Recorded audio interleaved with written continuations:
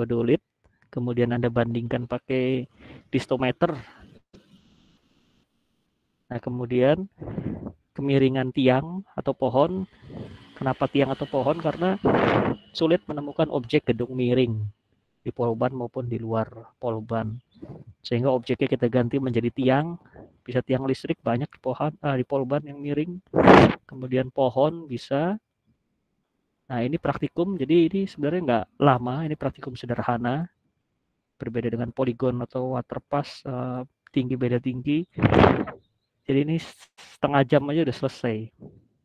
Jadi harapan saya kalian coba praktikum ini. Nah, setelah mencoba, ini tugas besarnya yang harus dipresentasikan minggu depan. Jadi karena sudah mencoba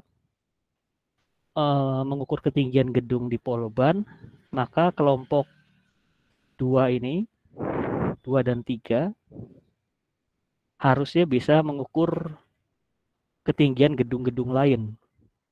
Kalau di PowerPoint itu ada contoh simulasi mengukur tinggi gedung sate. Nah, karena gedung sate ini perlu perizinan, nah maka gedung sate ini bisa diganti. Atau kalau kalian mau mencoba mengukur dari luar tanpa surat perizinan, silakan. Artinya dari luar batas gedung sate itu. Tapi kalau sulit, silakan cari lokasi lain. Nah, ini tools yang digunakan teodolit sama distometer. Anda bandingkan itu hasil pengukuran tingginya dari dua alat yang berbeda. Nah, ya, silakan cari gedung yang minimal 3 lantai atau lebih tinggi lebih baik. Nah, yang harus diperhatikan dari pengukuran tinggi gedung ini,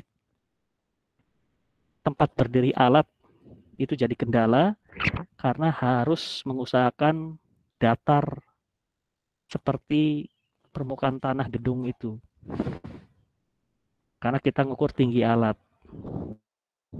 Nah, kalau kalian masih bingung dengan apa yang saya katakan tadi, coba dilihat videonya, nanti Anda paham situ.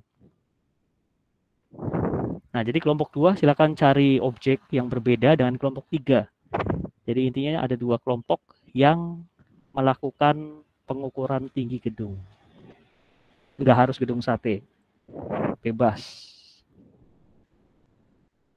Oke, yang kedua, ini saya mau ada satu kelompok mencoba mengukur kelurusan gedung sate dengan bukan museum, ini monumen ternyata.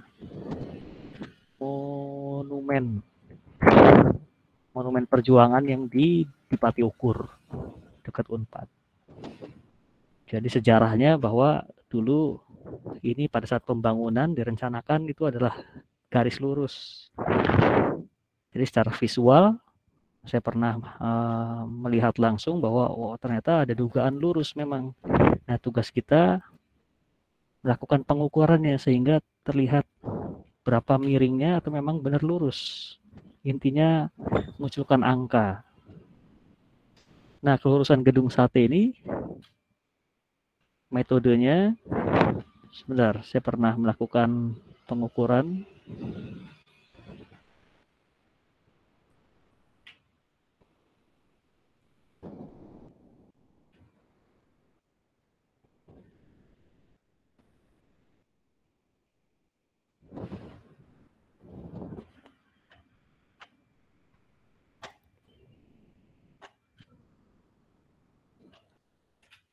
Nah, ini ada suatu pekerjaan di Kopo. Saya pernah mengukur kelurusan antar kolom. Jadi yang ini badan mas. Nah, ini.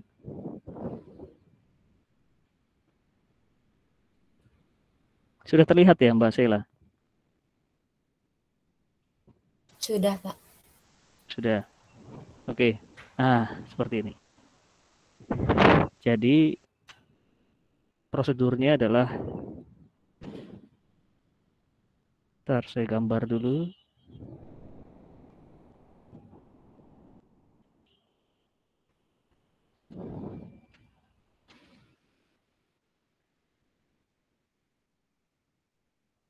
Oke. Saya gambar ini kolom 1, salah.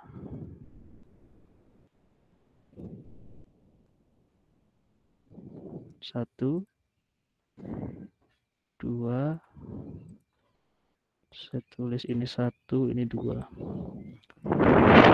Nah, pertama dirikan alat, ini di antaranya. Saya pilih sisi kiri atau sisi kanan, misalkan saya dirikan alat di sini. Nah, alat ini nggak bisa Anda pastikan 100% lurus. Jadi kira-kira saja. Dirikan di tengah-tengah, kemudian kalau mengambil sisi kanan misalkan. Nah, kalau saya biasanya saya pakai tanda. Tanda biar alat itu lebih fokus ke satu titik. Karena ketika ini adalah suatu bidang, nah, saya beri tanda di sini pakai double tip. Nanti teodolitnya kita arahkan ke sini. Ke kursor saya ini. Oke, jadi saya beri tanda nih di ujungnya. Centering alat, kemudian saya bidik sisi titik 1. Saya bidik ini. Arahkan ke titik tadi, kemudian set 0. Arahkan ke titik 1. Yang kedua, set 0. Di sisi titik 1. Set 0 berarti 0 derajat, 0 menit, 0 detik. Setelah itu, karena sudah di set 0, Anda putar teropong. Putar teropong. Nah, ini harus konsisten, badan Mas. Anda bisa putarnya searah jarum jam atau berlawanan. Tapi sebenarnya secara sudut itu nggak masalah. Misalkan Anda putar ke sini, tetap searah jarum jam. Berarti sudutnya mendekati 180 derajat, 0 menit, 0 detik. Atau sekian menit, sekian detik. Boleh searah jarum jam. Berlawanan pun boleh. Jadi langkah ketiga tadi adalah setelah set 0, putar teropong ke titik 2. Anggap saja saya searah jarum jam mutarnya. Saya putar searah jarum jam, sehingga setelah saya putar, karena sudah di set 0, maka ini muncul bacaan. Sekian derajat, sekian menit, sekian detik.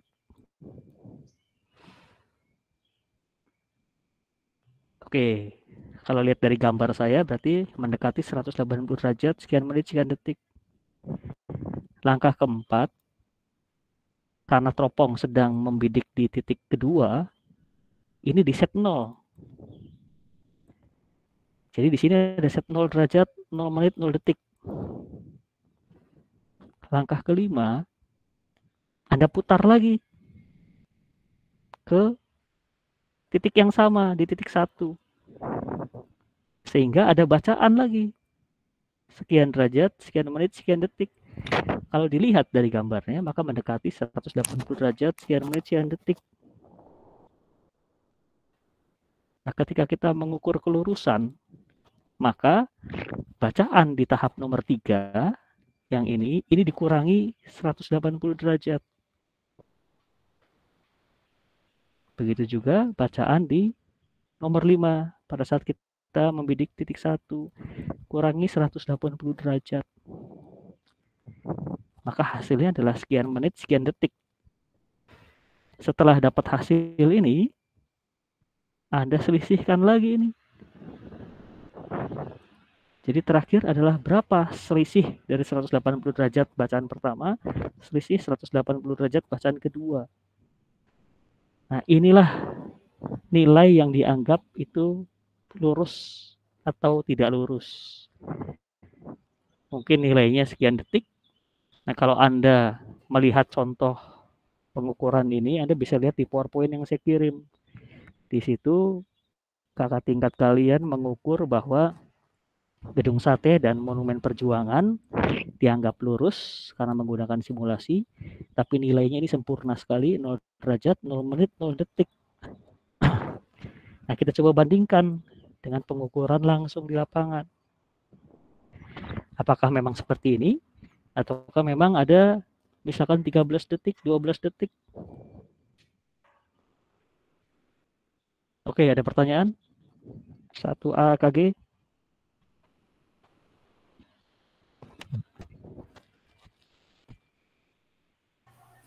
Pak, boleh Ya. diulang caranya? Oke. Caranya. Saya mau bikin, atau Mbak lihat ini dulu. Ini anggap aja objek kedua. Objek pertamanya di punggung saya. Jadi ada 2 kolom ya. Ada 2 ini objek. Nanti di lapangan berarti itu objeknya adalah belakang Anda tuh, misalkan gedung sate, atau depannya adalah Monumen Perjuangan. Atau saya buka ininya, PPT-nya Badan Mas. PPT-nya sebentar.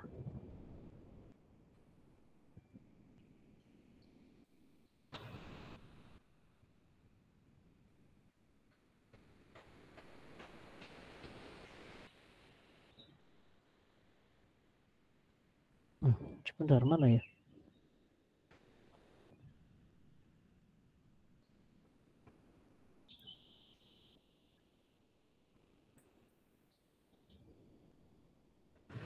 Oke.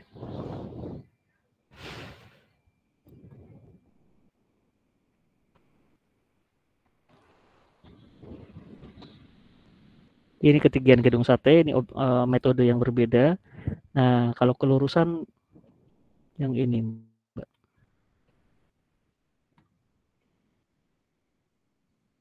Nah, ngelihatnya di sini.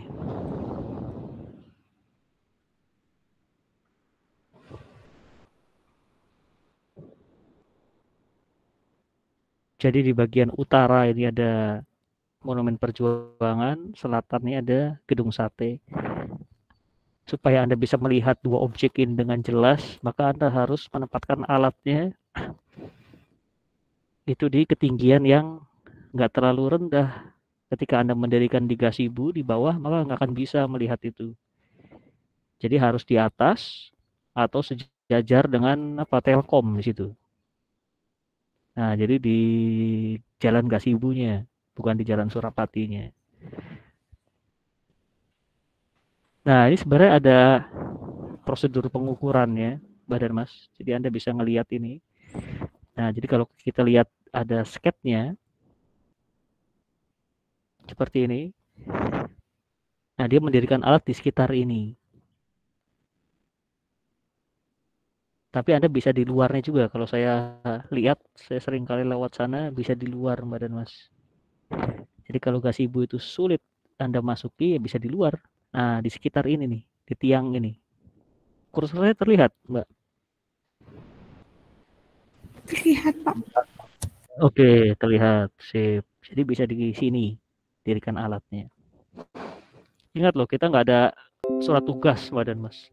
Jadi nanti Anda latihan ketika ada polisi bertanya atau warga bertanya sedang apa, ya Anda jelaskan sedang mengamati kelurusan ini itu, sedang melakukan praktikum dari Polban. Jadi nggak ada sama sekali surat tugas.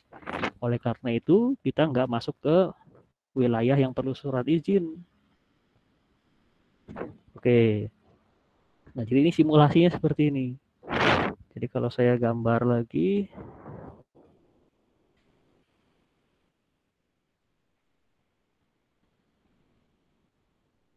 oke. Pertama, prosedurnya.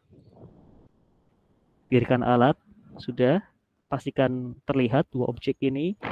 Ambil objeknya yang mudah diamati. Kalau gedung sate misalkan atasnya, nah Monumen Perjuangan juga Anda harus ambil.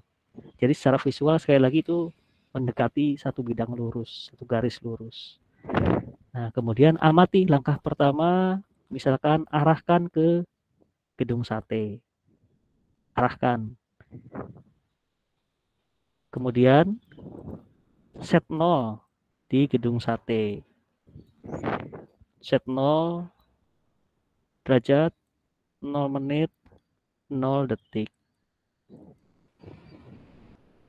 Kemudian langkah ketiga, lalu ini saya tulis gedung sate, arahkan. Oke, ketiga putar teropong, misalkan saya ambil berlawanan jarum jam sudutnya. Ambil, karena sudah di set 0, ambil. Nah, ini dilihat nih berapa derajat, berapa menit, berapa detik. Oke, sampai sini paham, Badan Mas? Paham, Pak. Oke. Sorry, ketiga itu arahkan teropong teodolit ke Monumen Perjuangan. Jadi diarahkan ke sini. Sehingga muncul tuh sekian derajat, menit, detik. Setelah itu catat ini. Ini catat.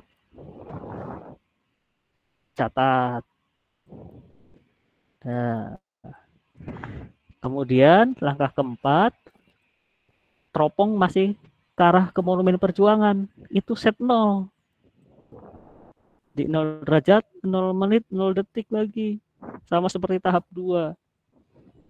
Setelah di 0 kan, putar lagi ke gedung sate. Langkah kelima adalah baca derajat, menit, detik. Ini dicatat. Catat. Oke, paham Badan Mas? Paham, Pak. Oke, sip. Nah, sehingga sebenarnya kalau ada gambar ini, kelihatan nih Mas, dari gambar, oh sekitar sekian derajat, menit, detik. Nah, karena kita mengukur kelurusan, maka bacaan ini dikurangi 180 derajat. Bacaan yang ini dikurangi 180 derajat. Ini pasti ada hasil dong. Ini pasti ada hasil. Biasanya karena dikurangi 180 derajat, bisa sekian menit, sekian detik, sudah nggak derajat lagi, sekian menit, sekian detik. Gitu. Nah, hasilnya ada. Terakhir, Anda selisihkan hasil ini.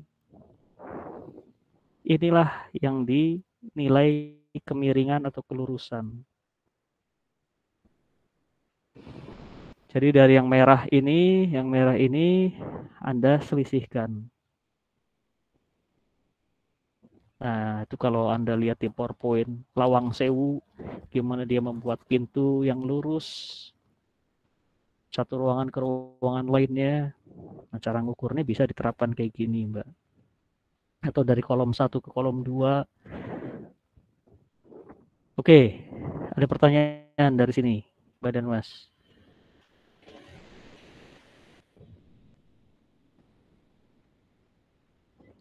Yang Mbak tadi siapa namanya, Mbak? Sudah lebih paham, Mbak? Sudah, Pak. Oke.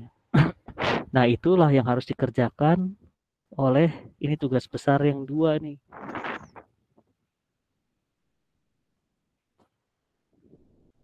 Jadi ini memang harus keluar. Nah, tugas besar untuk kelompok lain ini denah existing. PowerPoint ini juga sudah saya share. Jadi ini tugasnya adalah kalian ke lantai 4 gedung H, tempat kita kuliah. Alat yang harus dibawa itu bisa pita ukur, bisa 2 pita ukur, atau distometer boleh, biar Anda bisa membandingkan hasil pengukuran 2 alat. Nah, kemudian setelah masuk ke lantai 4, Anda harus mengukur panjang dan lebar setiap ruangan. Jadi Anda membuat set plan lagi. Jadi dulu saya pernah dapat pekerjaan proyek kecil di Cirebon. Jadi ada suatu ruko. Nah, kemudian mau ikut pameran. Itu kalau nggak salah misalkan ada 11 ruko. Ikut pameran lantai 2, tapi gambarnya hilang. Set plan-nya hilang. Jadi mereka susah memasarkan. Nah, tugas saya waktu itu adalah memetakan kembali, membuat set plan-nya berdasarkan yang sudah ada. Nah, jadi dipetakan lagi tuh setiap ruangan. Nah, tugas Anda adalah memetakan kembali ruangan-ruangan yang ada di lantai 4 gedung H. Kalau itu dikunci, silahkan minta ke office boy-nya untuk membukakan kunci. Nah, bilang saja tugas dari Pak Yakob. Setelah Anda bikin sketnya, Anda buat di AutoCAD, kemudian Anda konversi ke Google Earth. Kemudian tampilkan itu set plan-nya di atas gedung H. Jadi seperti pendopo, tapi kita ngelihatnya transparan. Oh, isinya apa? Ada rumah, biasanya kelihatan atapnya saja kan. Tapi dengan adanya denah kalian, oh terlihat isinya itu apa. Itu ada di contoh ini. Presentasi sebelumnya. Atau saya perlihatkan, kalau nggak salah, ini. Nah, ini dia. Nah, jadi ini rumahnya kakak tingkat kalian. Tampak depannya. Terus ini lokasinya. Karena pandemi kan. Nah, ini denahnya seperti ini. Nah, mereka pakai pita ukur. Saya nggak tahu pita ukurnya pinjem atau gimana. Apakah mereka ngukurnya bareng adiknya atau bapaknya atau ibunya, pegang pita ukur di rumah, bikin denah seperti ini. Setelah itu tempelkan di Google Earth. Ada yang pas seperti ini, ada yang meleset. Nah, jadi bukan hanya bangunan, tapi tanahnya juga. Ini terlihat tempat parkir. Nah, kemudian ini memang kelebihan kakak tingkat kalian. Dia bikin gambar 3D-nya. Silakan, bebas. Nah, ada juga rumah yang kedua. Di rumahnya siapa? Dia ukur pakai pita ukur, bikin, plotkan di AutoCAD, tempelkan ke Google Earth. Sehingga nggak terlihat atapnya aja. Nah, kemudian mulai. Kenapa ada koordinat? Karena kalau Anda nggak ada koordinat, nggak akan nempel di lokasi sebenarnya kan.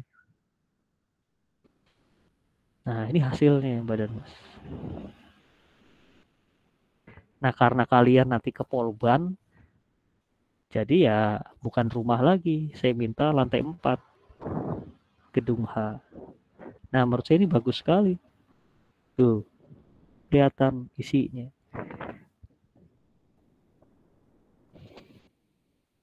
Nah, kemudian kakak tingkat kalian ya mulai sudah bisa menggambar, dia gambarkan seperti ini. Oke, itu yang denah existing. Nah, terakhir ada set plan rencana konstruksi rumah. Jadi ini ceritanya saya dan Pak Iman itu mau membuat ruko. Jadi tugas kakak tingkat kalian itu mencari lokasi yang strategis dari akses dan lain-lain. Silakan cari. Kakak tingkat kalian pernah mendapatkan di Jatinangor. Nah, kemudian luas lahan kosong itu diukur. Nah, kemudian di sini adalah kelebihan dari lokasinya. Kenapa harus di situ? Nah, kemudian mulai membuat set plan-nya. Nah,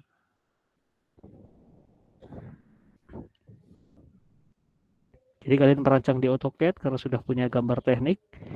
Nah, saya pengen rukonya itu lantai 2. Nah, jadi silakan bikin seperti ini, Badan Mas. Terserah berapa unit.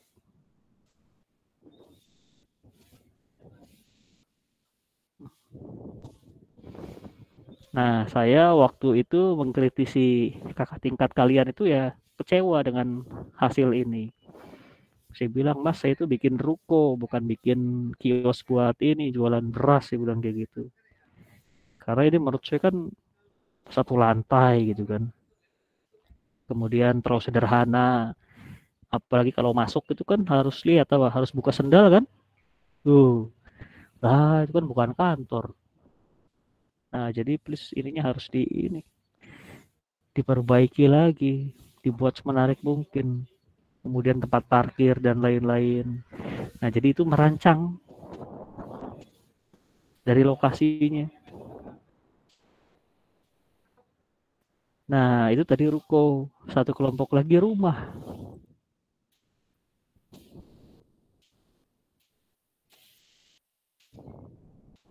Jadi ceritanya saya pengen beli rumah di Bandung. Tolong pilihkan lokasinya. Kemudian Anda buat set plan-nya. Jadi sama, ini ada teori lokasi. Kenapa kita memilih di sini? Ada kelebihannya. Nah, kemudian ini software mulai mengukur. Nah, Anda kalau repot mengukur langsung, silakan pakai Google Earth. Berapa luas areanya. Kemudian kelihatan juga profil memanjangnya. Apakah dia datar atau naik turun. Nah, ini hasil dari Google Earth. Lokasinya di sini. Ini mereka bikin sendiri, Badan Mas. Mereka bikin sendiri tanpa ke lapangan. Bisa. Nah, sehingga yang ini mereka cari di internet. Saya pengen set plan-nya seperti ini. Nah, dia tuliskan tuh drafternya.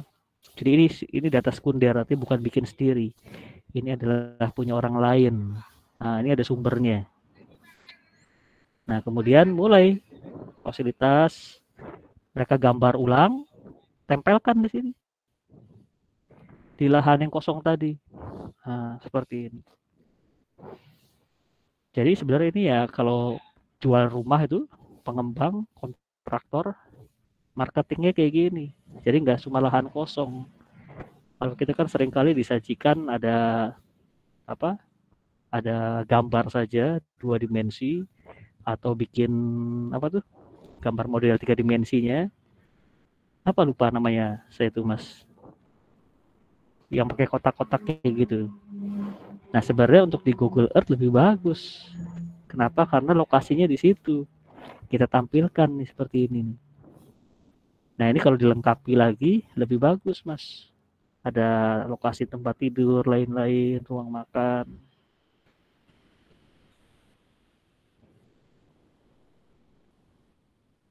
Nah, ada yang bertanyakan, silakan. Jadi ada 6 kelompok. Silakan KGA.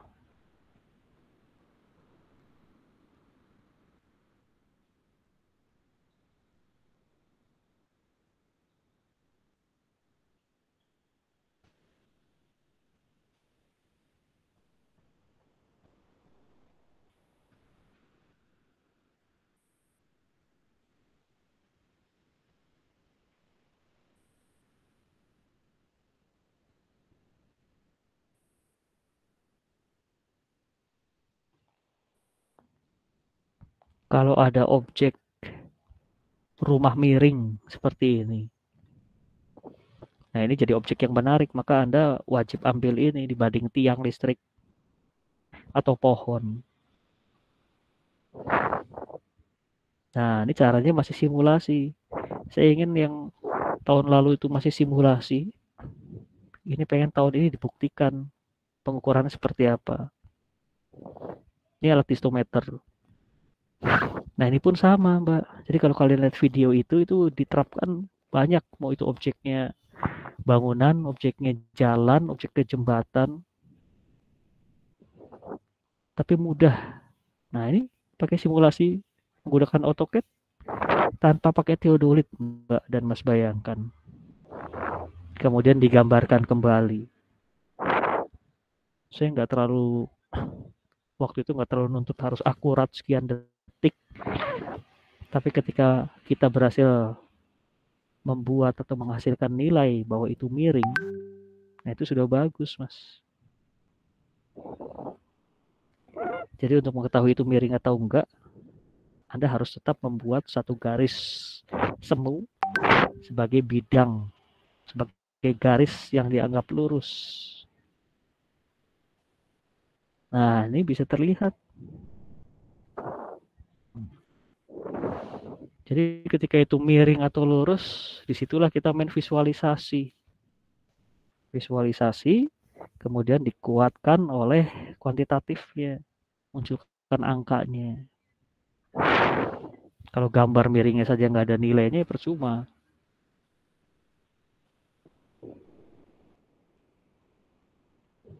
Oke, silakan.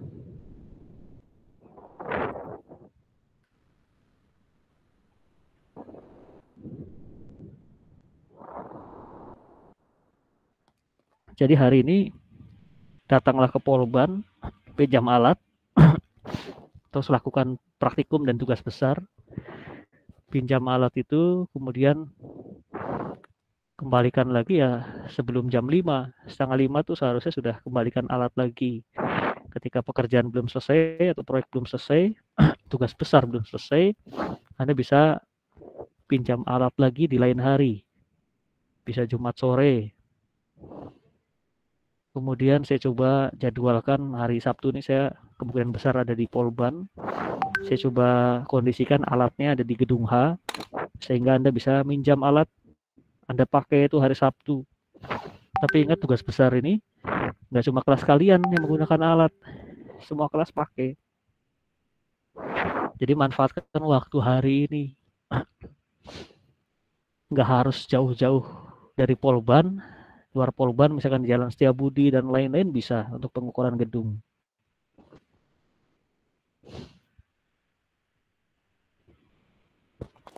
Silakan Mas Anwar, Mbak Yuni.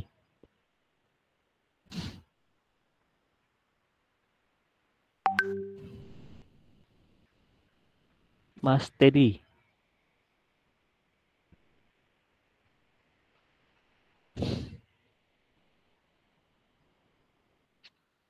Ya, silakan Mas Noval.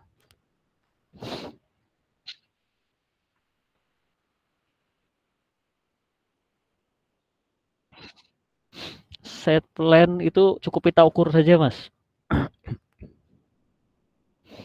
Berarti Anda kalau ya pita ukur, Anda nggak perlu pengukuran poligon karena khawatir kalau ke lapangan, set plan existing atau yang ini, atau merencanakan.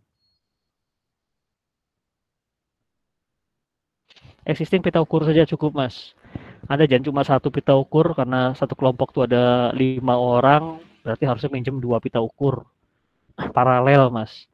Atau mau nyoba membandingkan biar punya pengalaman pakai distometer juga. Biar Anda tahu cara menggunakan alat distometer itu apa. Distometer kalau Anda ruangan itu dikunci sebenarnya bisa itu Mas. Itu Anda bisa bidik panjang atau lebar ruangan itu dari pintu luar tembus kaca. Nah, Anda eksplorasi sendiri di situ Mas. Kalau ada kesulitan tanyakan. Jadi saran saya untuk yang di lantai 4 gedung H itu toolsnya, instrumennya pita ukur sama distometer. Anda coba. Nah, kemudian yang existing, yang lahan kosong buat ruko sama buat rumah, pita ukur boleh, tapi kalau Anda repot Pak, ada satpamnya, berarti Anda pakai Google Earth saja Mas. Oke, ada lagi?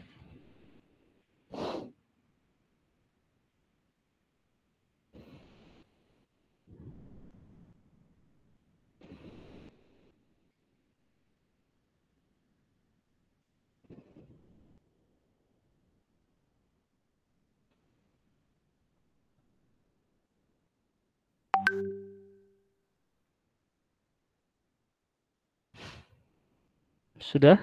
Nggak ada lagi, Badan Mas?